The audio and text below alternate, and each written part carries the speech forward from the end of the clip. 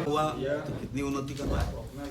तो बस्तर अगर अलग होता है, मैं व्यक्तिगत रूप से उसका विरोध नहीं करता, क्योंकि छोटे राज्य में बस्तर अगर अलग होता है तो बस्तर के हाथ में सारा प्रशासन आएगा, तो वो अपनी नीति रणनीति बना करके विकास कर सकते हैं बेहतर तरीके से।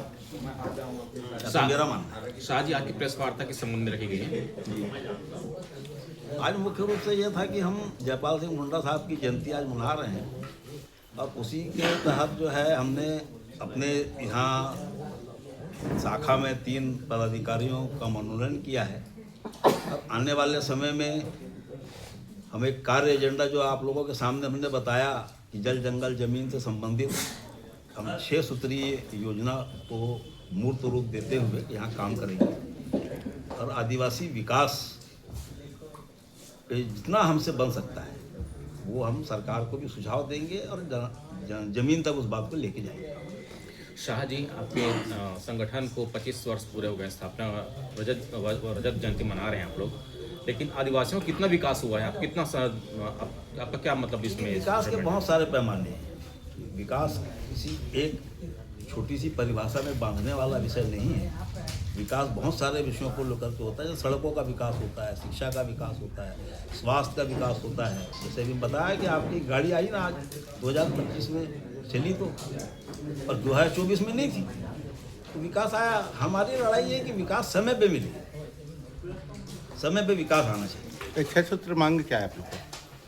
जी, 6 सूत्री मांग क्या है आप लोग को? नहीं, 6 सूत्री में हमारी जो पहला सूत्री मैंने बताया था कि जितने तमाम जेलों में बंद आदिवासी हैं और जिनकी सज़ा से उनका अपराध की सज़ा कम है और वो सज़ा भोग रहे हैं, आर्थिक रूप से हो, अज्ञानता की वजह से हो, ना उनका कोई पैरवी करने वाला है, ना उनकी कोई जमानत लेने वाला है, ऐसे तमाम इस प्रदेश के जेलों में बंद तमाम आदिवासियों को हम छुड़ाएंगे। किस टाइप मतलब छुड़ाएंगे? जैसे मतलब हत्या का है, बलात्कार का है, ऐसे कैसे किस लोग को छुड़ाएंगे? हत्या के मामले में भी तो जमानत देने का नियम है। ऐसा कहाँ लिखा है कि हत्या के अपराध में जमानत नहीं मिल सकती? उसमें भी प्रावधान है जमानत देने। कितना लेट क्यों आप लोग को छुड़ाने में? जब जाके तब सवेरा। शाह जी, आज भी अगर आप आदिवासी बाहुल्य एरिया में जाएंगे ना, तो शिक्षा के क्षेत्र में, चिकित्सा के क्षेत्र में काफ़ी पिछड़े हुए हैं। यहाँ तक उनका रहन सहन, खान पान अभी भी पिछड़ा हुआ है, आधुनिक नहीं हो पाया है। उनकी शिक्षा की सबसे ज़्यादा समस्या शिक्षा को लेकर है। तो उस संबंध में आप क्या करना चाहते हैं? शिक्षा ही तो सब बोलते हैं, हर चीज की जननी मानता हूं मैं शिक्षा।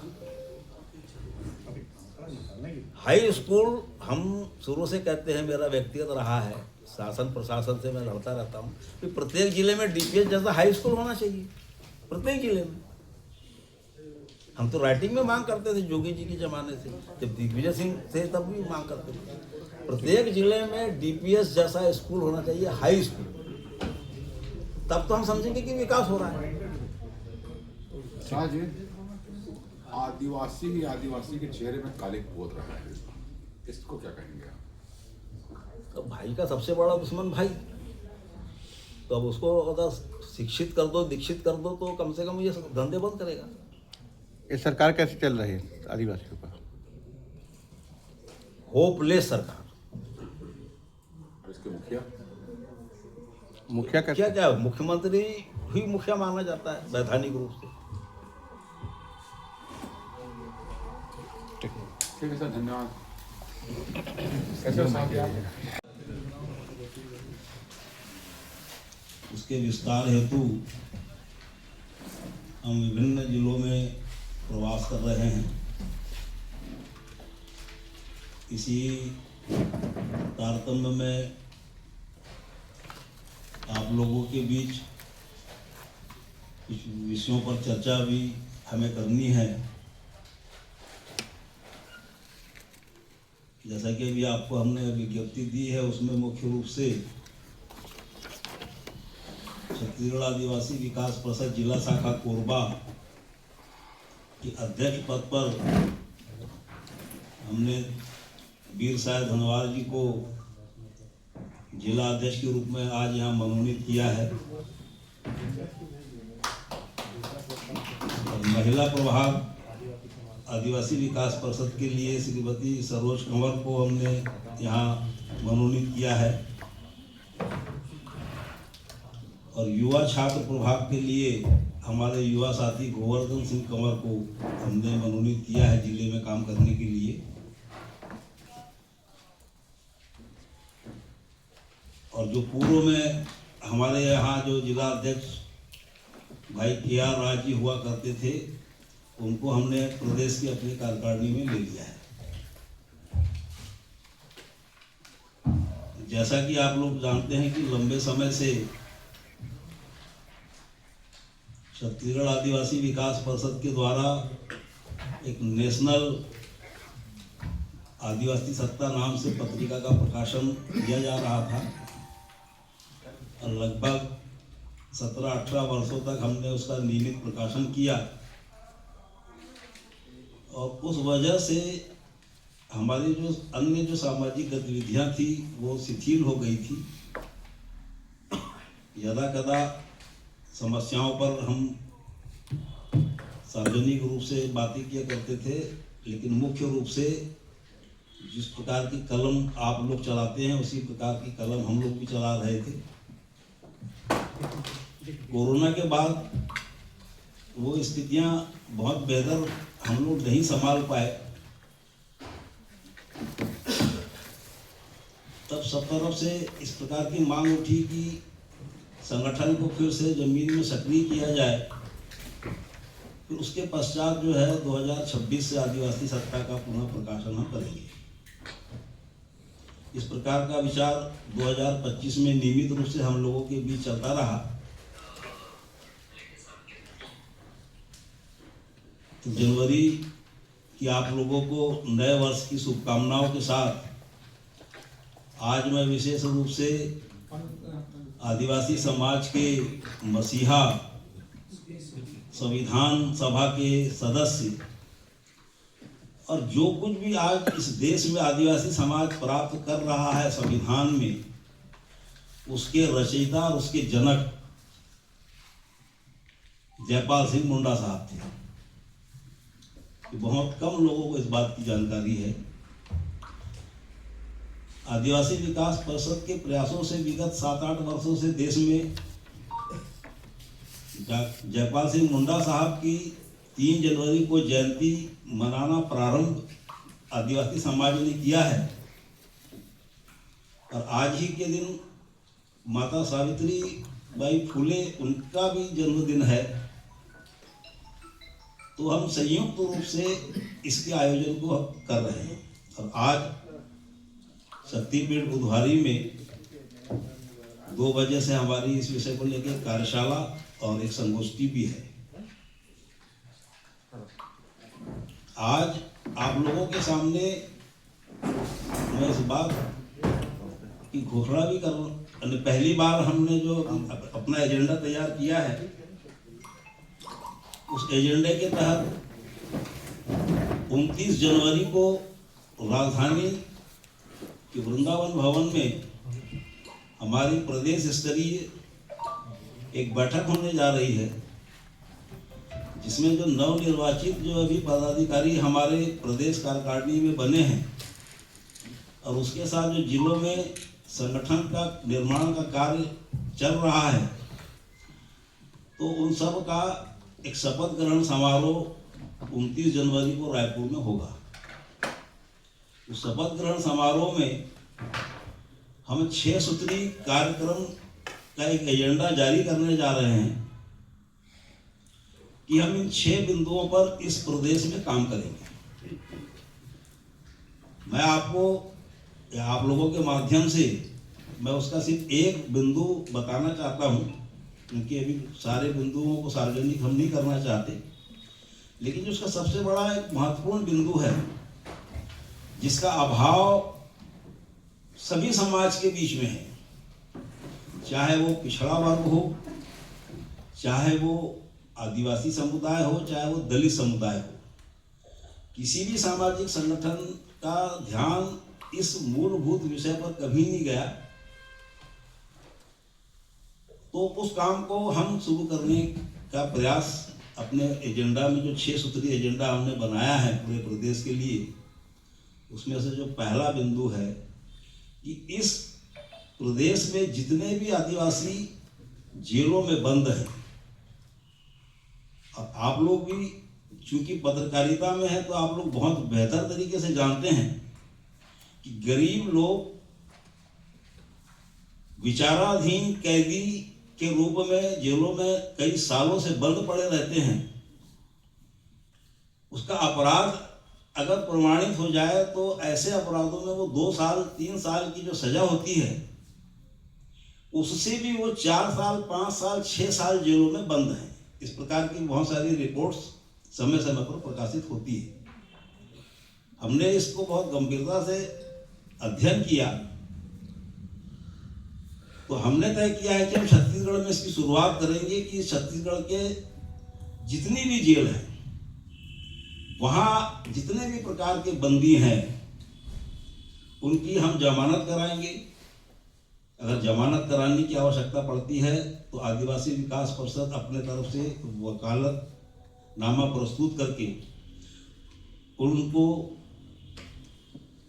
बेल मिल सकती है तो बेल में उनको छुड़ाया जाएगा।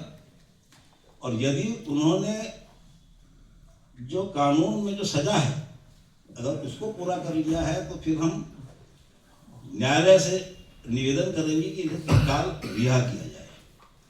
ये ऐसा कार्य है जो जनहित में, मानवता के हित में बहुत जरूरी था। और बहुत सारे सर्वेक्षणों से हमें ये ज्ञात हुआ है कि छत्तीसगढ़ की जेलों में बहुत बड़ी संख्या में इस प्रकार के लोग बंद हैं जो आर्थिक कारणों से, अशिक्षा की वजह से जेलों में बंद पड़े हैं। तो ये कार्य हम जो है इसी वर्ष उसको सार्वजनिक रूप से करेंगे घोषणा। और हमने शासन से सूचना के अधिकार के तहत संपूर्ण जेलों में जो आदिवासी बंद हैं उसकी पूरी सूची मांगी है। उसकी हम समीक्षा करेंगे और सभी जिलों में हम लायर खड़ा करेंगे। उसका भुगतान आदिवासी विकास परिषद करेगा नियमित रूप से, और वो लायर समय समय पर हमको कानूनी मदद करेगा, हमें सलाह देगा कि किसके लिए जमानतदार की आवश्यकता है और किसके लिए नहीं है।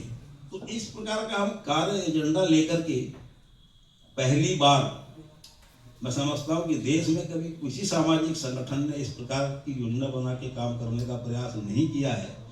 तो आप सबके सहयोग से हम चाहेंगे कि आप लोगों का भी आने वाले समय में पूरा सहयोग पत्रकार जगत का हमको मिले, और तमाम बेगुनाह लोगों को या छोटे छोटे अपराधों में लोग जो जेलों में बंद हैं उनको हम बाहर निकालने में कामयाब हो सके। इसके अतिरिक्त और हमारे 5 एजेंडा हैं जो हम 29 तारीख को इसी प्रकार के जनहित उस प्रकार के हम कार्य करेंगे। और इसके लिए जो हमको लाखों रुपए का धन वर्ष में जो खर्च करना पड़ेगा, वो धन भी हम किस प्रकार से एकत्र कर पाएंगे। मोटा मोटा अनुमान है कि हमें इन सब कामों को करने के लिए 40 से 50 लाख रुपए सालाना खर्च आएगा।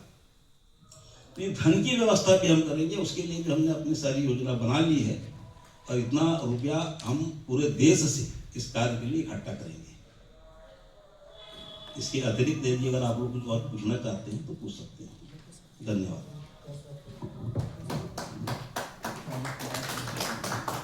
बस्तर से लेके सरगुजा, जसपुर से लेके इधर तमनार तक आदिवासी पीटे जा रहे हैं और मारे जा रहे हैं, इस पर क्या कहना है? इस पे भी हम लोग काम करेंगे, क्योंकि मैं बताया कि हमारे पास जो 6 सूत्री एजेंडा है 40-50 लाख रुपए सालाना का।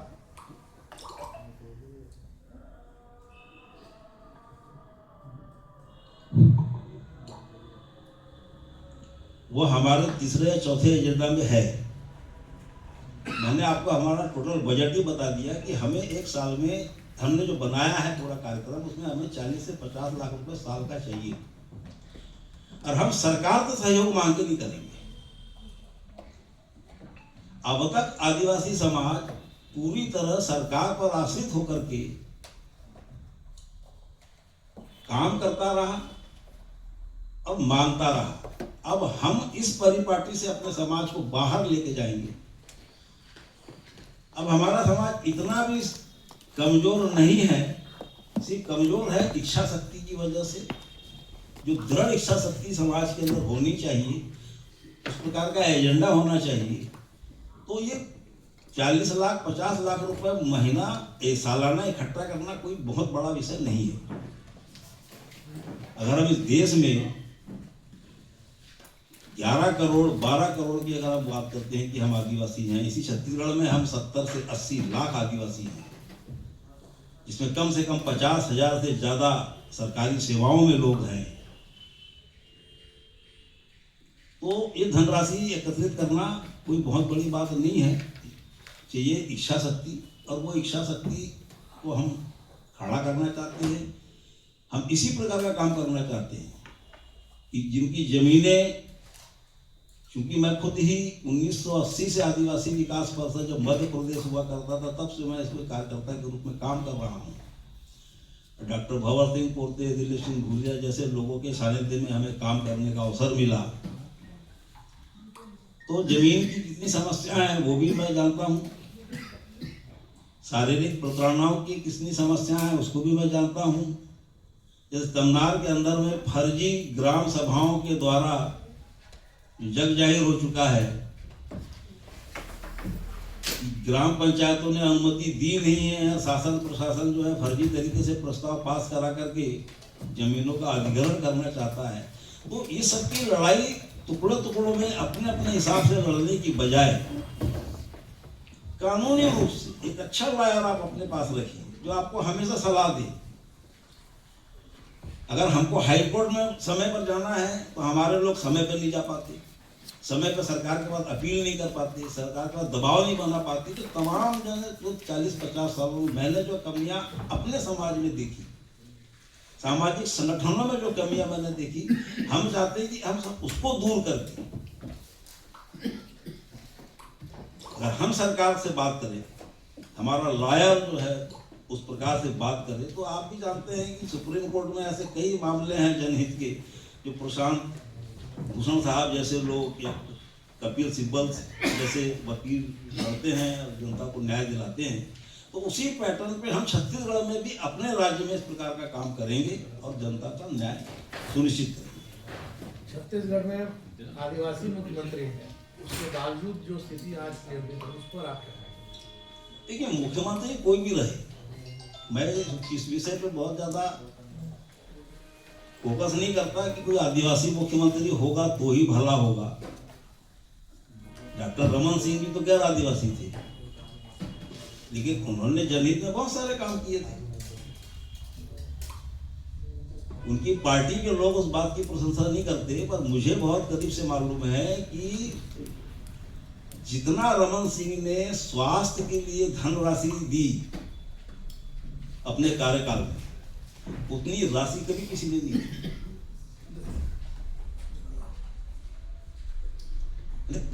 उसका अगर आप डेटा निकाल लें तो कई राज्यों में आपको ऐसी मिसाल नहीं मिलेगी जो रमन सिंह ने किया था अपने कार्यकाल में। तो लोगों के पास क्या है, तो स्वास्थ्य की सबसे बड़ी समस्या है, शिक्षा की सबसे बड़ी समस्या है।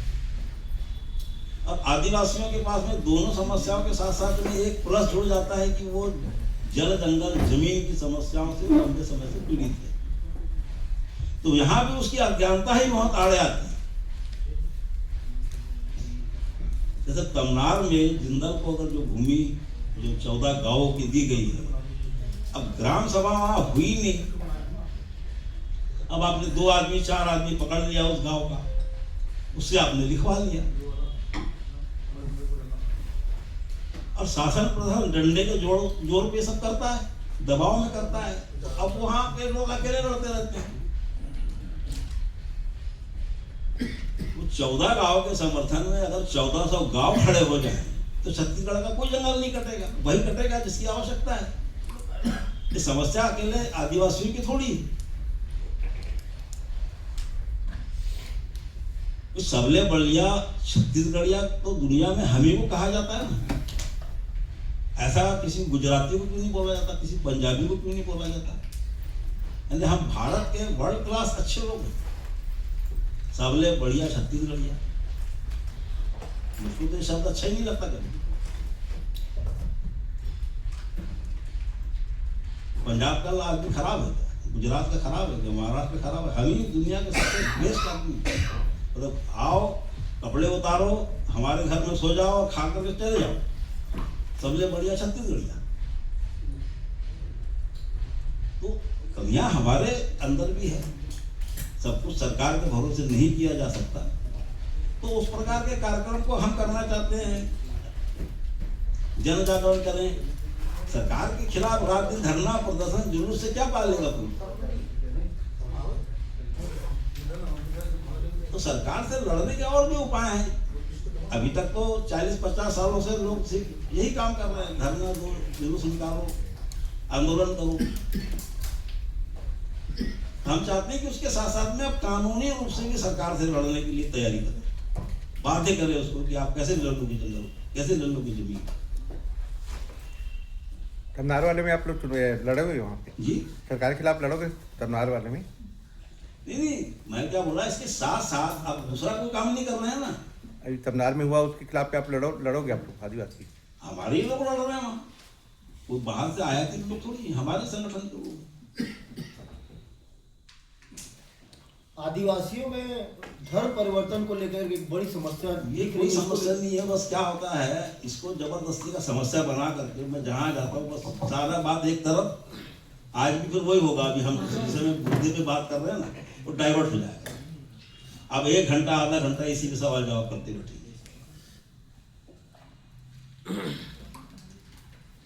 अच्छा, आपने कहा कि आप किसी भी वो विजय शर्मा से ही पूछ लो, आप गृह मंत्री से, कि अगली बार जब आप आओ कोरबा में एक डेटा लेके आना। आप लोग पत्रकार बंधु, तो आपको बोल रहा हूँ कि ये प्रश्न पूछ लेना गृह मंत्री से कि 2000 में छत्तीसगढ़ बना तब से लेकर के 2024 तक कितना धर्म परिवर्तन हुआ है, उसका डेटा जारी करो। कुछ मत पूछिए आप। 2000 से और ऑन रिकॉर्ड है सब। अब कानून ऐसे बने हैं कि कोई भी धर्म परिवर्तन होता है तो उसका रिकॉर्ड रखा जाता है, कलेक्टर के उसकी एंट्री होती है, पूरा डेटा उपलब्ध है। उनको पूछ लो ना आप एक दिन गृह मंत्री से कि भैया डेटा बता देना कितने धर्म परिवर्तन हुए हैं ऑन द रिकॉर्ड, साल वाइज बता दो आप। यहाँ पब्लिक के बीच में दिन रात हल्ला कर रहे हैं, धर्म परिवर्तन, हिंदू खतरे में, देश खतरे में। 800-900 साल मुगल रहे तो साला हिंदू खतरे में नहीं रहा। 100 साल अंग्रेज यहाँ पर शासन किए तो हिंदू खतरे में नहीं रहा, और पूरे हिंदू राज कर रहे हैं तो खतरे में। ये सब बकवास चीजों पे हम लोग काहे अपना टाइम खराब करते हैं। शाह जी, इसमें क्या है कि लिखते नहीं है, सरनेम से नहीं होता है, सिर्फ आस्था बदल जाती है और कुछ नहीं है। तो किसी की आस्था पे जोर है क्या आपको? दुनिया में यही चीज मुद्दे भाई मैं अभी जाकर के, अभी सुनिए, अभी मैं चर्च में जाकर के प्रेयर करके आ जाऊं, नहीं हूं मैं ईसाई, तो प्रेयर तो कर सकता हूं ना चर्च में जाके? नहीं कर सकता। 90% हिंदू मजार पे चादर चढ़ाते हैं, 90%। मुसलमान थोड़ी हो गए। उर्स मनाने में जितनी धनराशि हिंदू वो जिस भी शहर में होता है उसमें से 90% चंदा देने वाले तो हिंदू रहते हैं, उर्स में नहीं रहते। तो बढ़िया धूमधाम से बाजार में संदल निकलता है, चादर चढ़ती है, कव्वाली होती है और कार्यक्रम होते हैं। तो प्लीज हम लोग डाइवर्ट ना हो जाए, हम आदिवासी मुद्दे पे फोकस में रहें। शाह जी, आपने कहा कि आओ, कपड़ा उतारो, खाओ और चले जाओ, और कहते हैं कि छत्तीसगढ़िया सबसे बढ़िया। इसका मतलब थोड़ा समझाइए ना, ये आओ, कपड़ा उतारो और खाओ। छत्तीसगढ़ में 1970 से अगर छत्तीसगढ़ का जिसने अध्ययन किया है 1970, और नहीं तो उसका अध्ययन करिए, अपने बुजुर्गों से पूछिए जो लोग मूलतः छत्तीसगढ़ के लोग हैं। ये जो आए हुए लोगों की बात नहीं कर रहा हूँ मैं, जो मूल छत्तीसगढ़ के लोग हैं, जिनकी कम से कम 3-4 पीढ़ी छत्तीसगढ़ में हो, ये उसकी बात है, ये उसका दर्द है। जो आदिवासी जेल में बंद है जिसका जिक्र आप कर रहे हैं, क्या आदिवासी मुख्यमंत्री जानबूझकर आदिवासियों को जेल में बंद करवा रहे हैं? बहुत से कारणों से बंद हो जाता आदमी, कोई करवाता थोड़ी है। कोई मार पिटाई हो गई, किसी ने कुछ कर दिया, जेल में बंद हो गया, उसके लिए कोई जमानत ही कराने नहीं जा रहा है। तो अब आप जमानत नहीं कराओगे तो उसकी सजा 6 महीने की है, वो आदमी 2 साल से जेल में पड़ा है, बेचारा नहीं बन गई। क्योंकि विधिक तो सेवा हमारे- बना है, जी विधिक सेवा प्राधिकरण बना है, तो ऐसे लोगों की मदद वो के लिए- सक्सेस हुआ नहीं ना, सब कुछ तो है, इसलिए हम चाह रहे हैं कि अब हम समाज करें खुद। तो हाई कोर्ट से, सुप्रीम कोर्ट से लेकर के जिला कोर्ट तक मिलती है। प्रेस वार्ता में आहू नहीं बोले प्रेस वार्ता। तो सरकारी हिसाब किताब तो आप भी जानते हैं, हम भी जानते हैं। शाह जी, आपके संगठन को बने 25 साल हो गए हैं ना, जी तो जब भी भू विस्थापितों की समस्या सामने आई और जल जंगल जमीन बचाने के लिए हसदेव आंदोलन भी हुए और बस्तर में आदिवासियों की समस्या रही, तो उस समय मतलब ये सारे आंदोलन में कभी भी आपका संगठन सामने नहीं आया? कभी देखिए, सर्व आदिवासी समाज जो संगठन बना उसमें 99% पूरे इसी संगठन के लोग हैं, 99। कहीं ज्ञापन वगैरह दिए हैं? वो सब चलता रहा, हम लिख पढ़ रहे थे। और जो भाइयों ने हमारे आदिवासी सत्ता को पढ़ा है, हमारी पत्रिका को रमन सिंह 15 साल नक्सलाइट मूवमेंट की पत्रिका बोलते थे। हम 3 साल ऑब्जर्वेशन में रहे, हम ऐसा लिखते थे।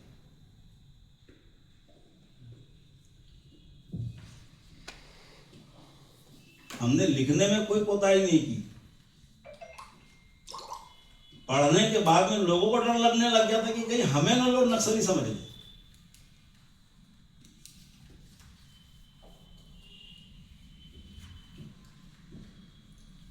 तो काम तो अपने अपने तरीके से किया जा रहा था। इन नक्सलियों का समर्पण और नक्सलियों का इनकाउंटर, सफाया कहियो हैं, ये आपकी नजर में कैसा है? देखिए, नक्सलवाद अगर जिन्होंने आदिवासी सत्ता को पढ़ा है बहुत बेहतर तरीके से, तब भी लिख रहे थे। बंदूक से किसी समस्या का समाधान न कल था न आज है। उन्होंने उतनी ऊर्जा अगर बस्तर में लगाई होती तो 11 सीटें जीतते वो लोग। बस्तर की 11 विधानसभा जीतते और 11, हम तो लिखते थे इस बात को कि आप 11 विधानसभा जीत लें तो ये सरकार की हिम्मत नहीं कि जो पत्ता हिला दे।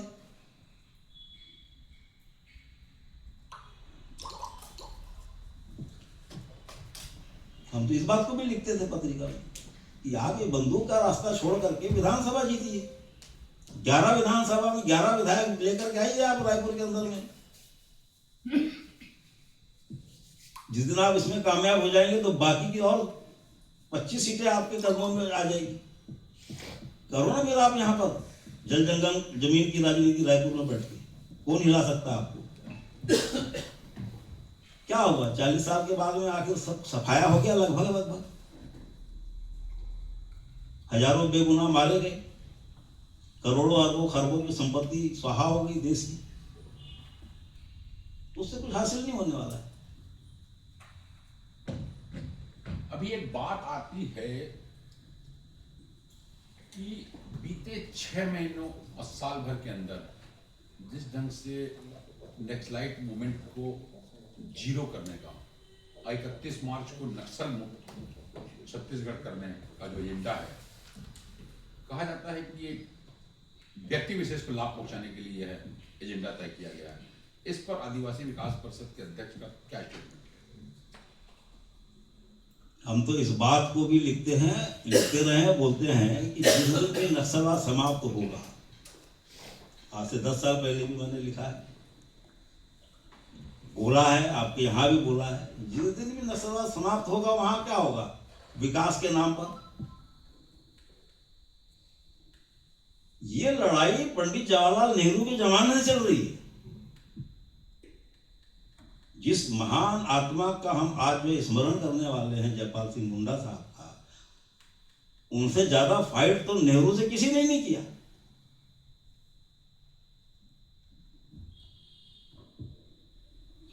ये जो आदिवासी छात्रावास जो इस देश में आया ना, छात्रावास का कंसेप्ट, आश्रम, ये जयपाल सिंह मुंडा ने बनाया।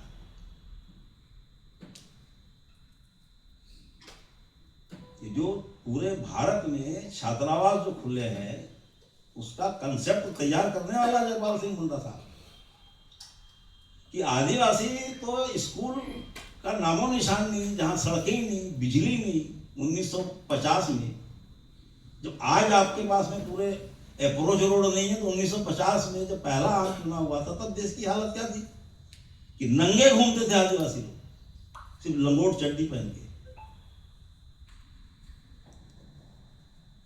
इमरजेंसी में मैं जगदलपुर गया था संजय गांधी के कार्यक्रम में, हम लोग कॉलेज के विद्यार्थी थे।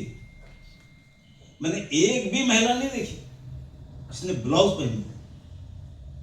100% ब्लाउज लेस महिलाएं। 1976 की बात बता रहा हूं आपको, इमरजेंसी के दौरान।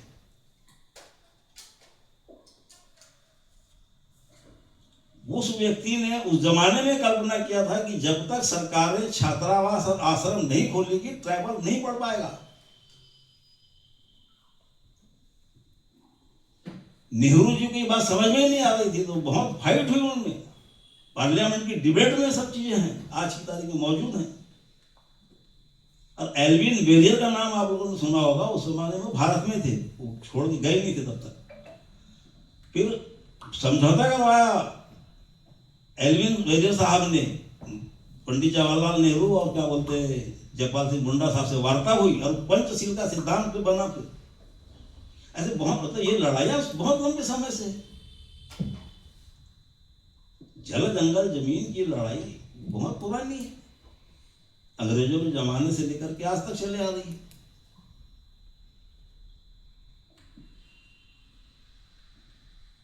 इमरजेंसी में आप लोगों को उस जमाने में, आप लोग बहुत छोटे रहे होंगे, आपको एक छोटा सा किस्सा बताता हूँ। इंदिरा गांधी ने एक अध्यादेश जारी किया कि जितने भी दलित आदिवासियों की जमीनें, बर्तन, सोना, चांदी, जेवर, जितना गिरवी रखा है, उसको एज इट इज वापस कर दो। और सभी चीफ सेक्रेटरी का आदेश था कि जो भी सेठ, साहूकार, मारवाड़ी, बनिया, एक्स, वाई, जेड वापस नहीं करता, सबको अरेस्ट करो, गिरफ्तार करो। सेठ मारवाड़ी लोग हाथ पर जोड़ जोड़ करके लोगों के सामान वापस कर रहे थे।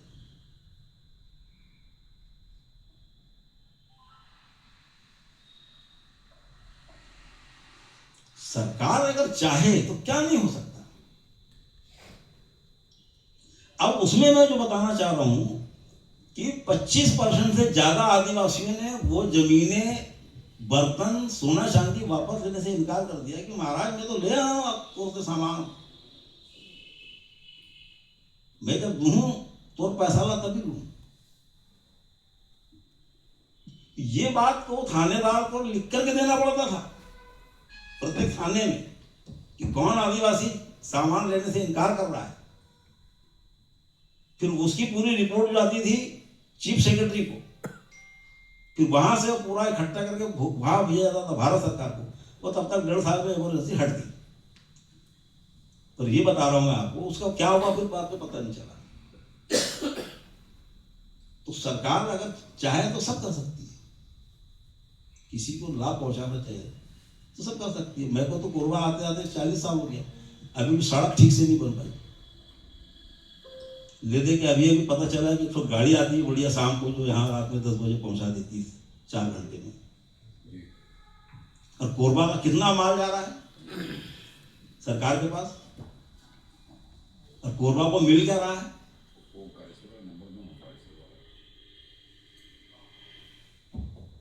3 जगह पंचर हो जाती थी कार,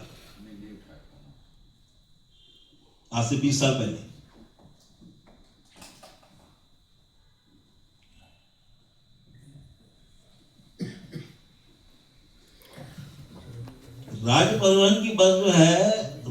से चलती थी सुबह, तो दूसरे दिन सुबह पहुंचती थी।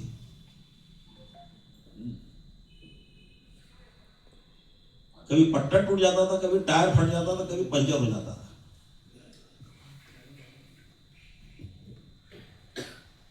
जो क्षेत्र अनगिनत पैसा दे रहा है सरकार, उसको मिल क्या रहा है? इतने जद्दोजहद के बाद में भी एक हंसदेव गाड़ी चली है जो 4 घंटे में कोरबा से रायपुर ला दी, पहुंचा दी। इतने साल लगे। ऊर्जा नगरी सालाना अगर आप बजट निकालेंगे तो यहाँ से करोड़ों रुपया जो है राज्य सरकार और भारत सरकार को मिल रहा है।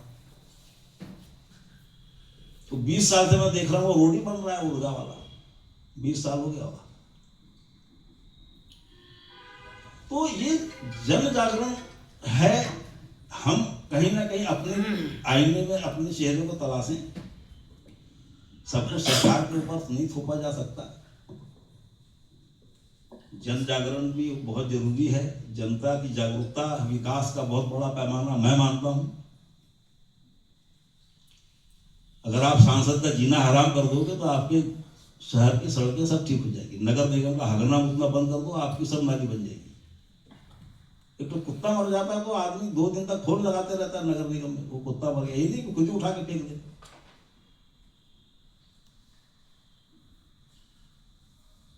आप भी तो हो जाएगा आदमी, अपनी मोहल्ले में छोटा सा कुत्ते का बच्चा मर गया, उसके लिए नगर निगम आएगा तब उठेगा। तो बहुत सी कमियां हमारे अंदर में है। इस कारण से हम लोग अब फिर सिस्टम खड़े होते जा रहा है। शाह जी, एक मेरी जिज्ञासा और सवाल भी है। आप बस्तर में आपका काफी अध्ययन भी है। आप कहते हैं कि ये 50 या 70 सालों से जो जल जंगल जमीन की लड़ाई चली, जल जंगल जमीन की लड़ाई 50 साल से चली आ रही है।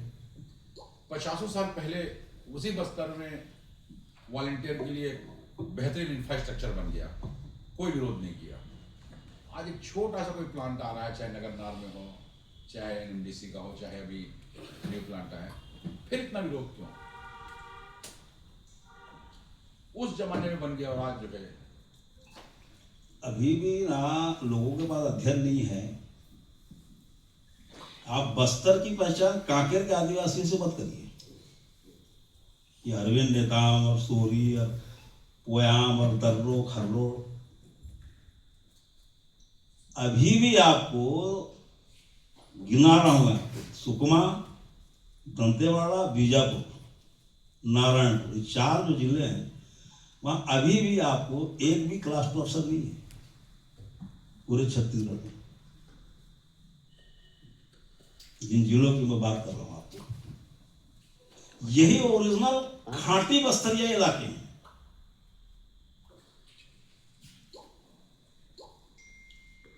ग्रेजुएशन लड़के अभी भी आपको इन 4 जिलों में 100 ठीक से नहीं मिलेंगे।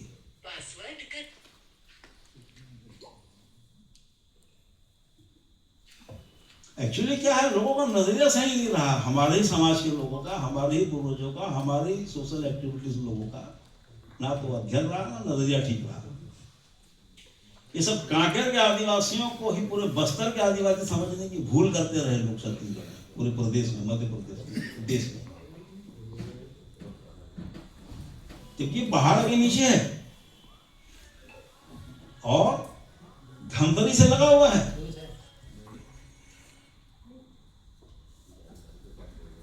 आपको ट्राइबल कल्चर देखना है तो आज भी चले जाइए ना पहाड़ी की उस तरफ, आपको ओरिजिनल ट्राइबल मिलेगा, ओरिजिनल कल्चर मिलेगा। वहां एजुकेशन ही नहीं है, अप्रोच वो ठीक से नहीं है। इतना डीप फॉरेस्ट है भाई साहब,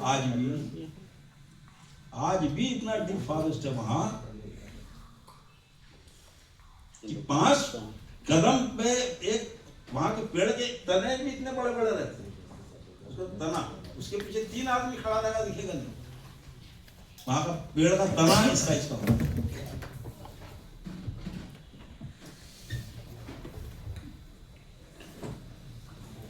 तो वहाँ एजुकेशन नहीं है, स्वास्थ्य नहीं है, शिक्षा नहीं है। अब वहाँ अगर आपने अब अडानी, अंबानी, जिंदल INMDC सरकार की बोलते तो अब क्या होगा? वहाँ का आदमी को काम मिलना नहीं है, पढ़ा लिखा नहीं है, स्किल नहीं है। अच्छा शाह जी, क्या पृथक बस्तर जो है बस्तर के विकास के लिए घातक है या हो सकता है अच्छा हो, घातक तो हो ही नहीं सकता। पृथक बस्तर के लिए क्या हाँ, अच्छा हो सकता है उसके हित में। अगर बस्तर अलग हो जाए तो उसके हित में अच्छा हो सकता है। अच्छा एक चीज बताइए, आदिवासी विधायक कितने हैं विधानसभा में? कहाँ से 29 विधायक। 29 विधायक सरकार बनाने की ताकत रखते हैं ना? सरकार बनाने की ताकत रखते हैं। फिर वो आदिवासी विधायक जो है, आप जो कह रहे हैं जेल में बंद पड़े निर्दोष या दोषी, अभी उसको अपराधी तो नहीं कह सकते, आरोपी है, लेकिन जिसका सजा मात्र 1 साल होना है कि 2 साल होना है, ये 29 आदिवासी विधायक क्या करते हैं वहां? उन्हीं से पूछिए ना, आते तो होंगे। उसके लिए आपके सामाजिक गजब कर दी।